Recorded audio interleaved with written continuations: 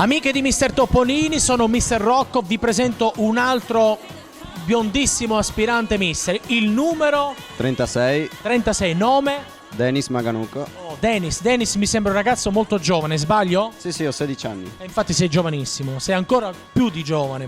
Senti, 16 anni, immagino studi. Bah, così. Studi, cosa studi? O meglio, cerchi?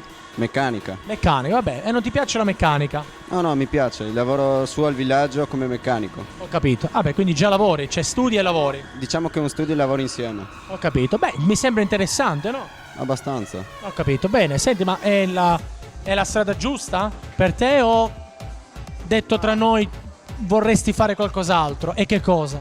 Ma adesso faccio anche il cantante, sono il cantante di un gruppo e sto andando avanti con la carriera, con il gruppo. Bellissimo quello che mi hai detto, va bene, genere? Hard rock.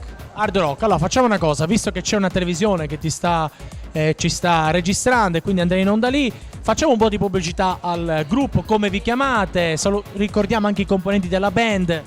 Il mio gruppo si chiama Bloody Summer, i componenti sono Francesco Furlan, Massimiliano Bianco, Martin Favretto e gli altri adesso sono un attimo in vacanza. I futuri Metallica. Sì, diciamo di sì, dai. No, vabbè, complimenti. Speriamo, incrociamo le dita. Va bene, quindi speriamo che la musica ti possa portare fortuna, però ti sei anche iscritta a Mister Topolini. Quindi io mi chiedo come mai, perché magari oltre alla musica c'è anche la voglia di diventare un modello. Mi piace vestirmi bene e sono venuto qui insieme al mio vicino di casa, così, cioè mi hanno coinvolto un po' con gli amici, no?